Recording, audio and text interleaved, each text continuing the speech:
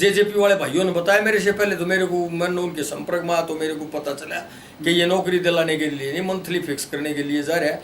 आपको ruling party का तो दबाव भी मान लिया ऐसे ऐसे, तो छोटे भैया पता ना कितने घूम रहे, और कोई न कोई हो भी जाएगा शिकार जरूर। कैसे घूमना चाहिए विधायक किस तरह से, या विधायक तो हम भी थे, तो उसके हर बात का प्रोसीजर है, संवैधानिक प्रक्रिया है। विधायक तो आपको प्रेस कॉन्फ्रेंस के लिए बुला सकता था, अधिकारियों को भी तो बुला सकता है, और हम ये आवाज़ बार बार उठा रहे हैं, पूरे हिंदुस्तान के चैनलों पर उठा दी, चंडीगढ़ से उठा दी। हमारे साथ बहुत बड़ा धोखा हुआ है जिसमें हम भी सम्मिलित थे, लेकिन हमारी आंखें बाद में खुली है जब हमारी ज़मीन खोसने लगा सीजेड वाला, और खाली ज़मीन पड़ी हुई थी, और खाली ज़मीन जो कब्जा नहीं लिया है, डीडीए की भी बुरी है, HSIDC की भी बुरी है, हुड्डा डिपार्टमेंट की भी बुरी है, तो हमने ऐसा क्या पाप कर दिया? और वो कह रहे जमीन तुमने बेच दी, तो उन्होंने भी तो बेची है। हमारी वो जो जमीन थी, वो जो एक्वायर हुई थी, वो बड़े थोड़े रेटों में हुई थी, लेकिन उन्होंने अपील करी और उन लोगों को 1.5-2 करोड़ रुपए मिले हैं। हमारे साथ तो ऐसा छड़ावा कर दिया, बादली विधानसभा के किसान भाइयों के साथ ना कहीं हमारी दलील है, ना कहीं अपील है। सरकार पहले मिली भगत कर की, बड़ा गोलमाल कर की, बड़ा लेन देन हुआ, 50-60 लाख रुपए प्रति एकड़, 3 बार उसका लाइसेंस बता दिया। तो अब हमारे भाई जाग रहे हैं, और कुछ नहीं जागे हैं तो शेरों को जगाने का काम हम करेंगे। हम किस लिए? हम जन जन से संपर्क कर रहे हैं और उनको बता रहे हैं कि बहुत बड़ा, मैं भी आपका बच्चा था, बहुत बड़ा छड़ावा हो गया हमारे साथ, और इतना बड़ा विश्वासघात कोई नेता किसी के साथ कर नहीं सकता, अपने क्षेत्र के लोगों के साथ। वो एक प्रेस कॉन्फ्रेंस में आपको एक मदारी कह रहा था कि हमारे गांव में एक मदारी घूमता है। निम्न मदारी तो हूँ, पर देखाऊंगा ना, उसने भंगड़ा करता उसको देखना आप। बंदरिया को तो मैं नचाऊंगा, मदारी ही सही जो मर्जी कहे वो, पर बंदरिया को नाचती भी देखना ना आप। एक बार कोर्ट खुल जाने तो बंदरिया नाचती देखना मदारी के सामने। सर, कुरुक्षेत्र में जो किसानों के ऊपर लाठी बांधी गई, उसके बारे में कुछ बताओगे? नहीं, बहुत धन्यवाद करता हूँ आपका कि जो आज का एक जलवंत मुद्दा है। देखिए, किसान देश और प्रदेश की रीढ़ की हड्डी है, और आज जो अर्थव्यवस्था किसी के कंधों पर टिकी हुई है, तो वो किसान भाई भारत की अर्थव्यवस्था को बचाए हुए। और ये क्रूरतापूर्वक था, और ये निंदनीय था, और किसानों पर जो अत्याचार हुआ, और किसानों पर जो लाठियां मांजी गई है, जो नियत थे किसान अपनी बात रखना चाहते थे, उनके साथ तानाशाही की है। तो मैं आपको ये जरूर पत्रकार महोदय बताना चाहूंगा कि ये भाजपा और जेजेपी सरकार के कफन में आखिरी कील का काम करेगा। ये आंदोलन रुकने वाला नहीं है। INLD पार्टी किसान भाइयों के साथ करी है।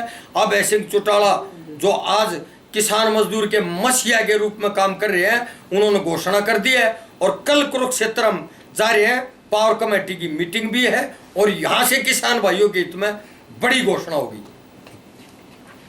जो 3 विधायक ये जो काला कानून भाजपा किसानों के ऊपर थोपने जा रही है, और किसानों का वध करने के लिए जो ये कानून लाए जा रहे हैं, तो इसके अंदर हरियाणा प्रदेश के अंदर कांग्रेस पार्टी मुख्य विपक्षी दल है, और उसने विपक्ष की भूमिका निभाने की पूरे प्रदेश को उम्मीद थी। लेकिन वहां जो चिट्ठी प्रकरण हुआ दिल्ली के अंदर, उसमें भी जो विपक्ष के नेता हैं, माननीय किसान मजदूर के नेता होने की जो दम भर रहे हैं, जो आए भर रहे हैं, वो वहां भी चिट्ठी प्रकरण में दस्तक थे। जब वहां तलब किए गए, मीटिंग बुलाई गई, तो वहां से भाग खड़े और चंडीगढ़ चले गए। क्या मैं विधायक दल की मीटिंग बुला रहा हूं? और विधायक दल की मीटिंग एक दिन पहले बुला ली जाती है, और वहां बहाना बना के भाग गए।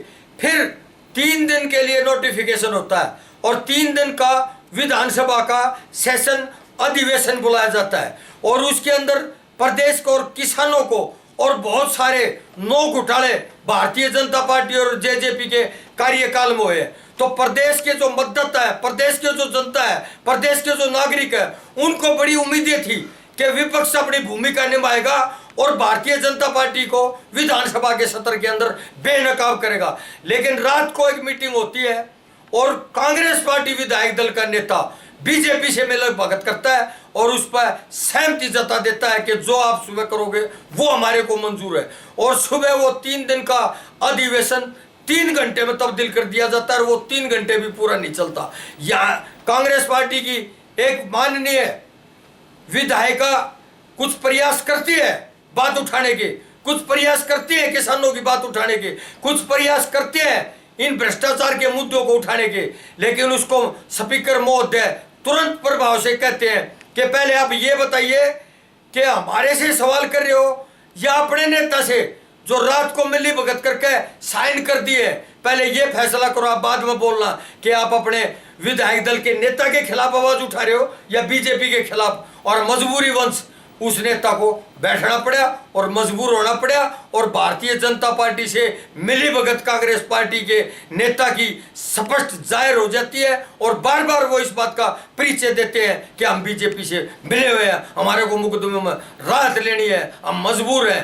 तो ये मजबूरी हरियाणा प्रदेश की 36 बिरादरी किसानों पर, मजदूरों पर और हरियाणा प्रदेश के हितों पर कुठारघात का काम कर रही है। अब जनता जाए तो कहा जाए, विपक्ष जब रूलिंग पार्टी से मिल लेगा तो उनको लाइसेंस मिल जाएगा, उनको खुली छूट मिल जाएगी, कितने भी अत्याचार करो, कितने भी जुल्मों से सितम करो। अब ये प्रदेश की जनता जाए तो जाए का है। अकेला अभय सिंह चौटाला है जिसने बार बार गर्जना की, बार बार बीजेपी को मजबूर किया और स्पीकर से भी सवाल जवाब किए और स्पीकर से भी बैठते हुए दिखाई दिए बार बार, लेकिन उनको भी जब विपक्ष का या किसी एमएलए का साथ नहीं मिला तो भाजपा अपने काले कारनामे और करतूतों में कामयाब होगी। और इस बात, ये दुर्भाग्यवंश बात है, इसकी बड़ी दुखदायी बात है। और ऐसा प्रदेश में या देश में कभी नहीं हुआ कि विपक्ष का नेता मुंह भी नहीं खोला है, 3 दिन के अधिवेशन के बजाय 5 दिन की मांग करता, 6 दिन की मांग करता। सब विधायक बोलते, जितने भी प्रदेश के जलवंत मुद्दे थे, जितने भी भ्रष्टाचार के ये मुद्दे हैं उजागर हुए हैं, इन पर बहस करने की जरूरत क्यों नहीं समझी? ऐसी क्या मजबूरी थी कांग्रेस पार्टी के नेता की, ऐसी क्या आपत्ति आ गई थी जो मुंह खोलने के लिए भी उसको मजबूर कर दिया? अब जनता है ये जान चुकी है, सही चेहरों को पहचान चुकी है और आने वाला समय उनके लिए बहुत दुखदायी होगा।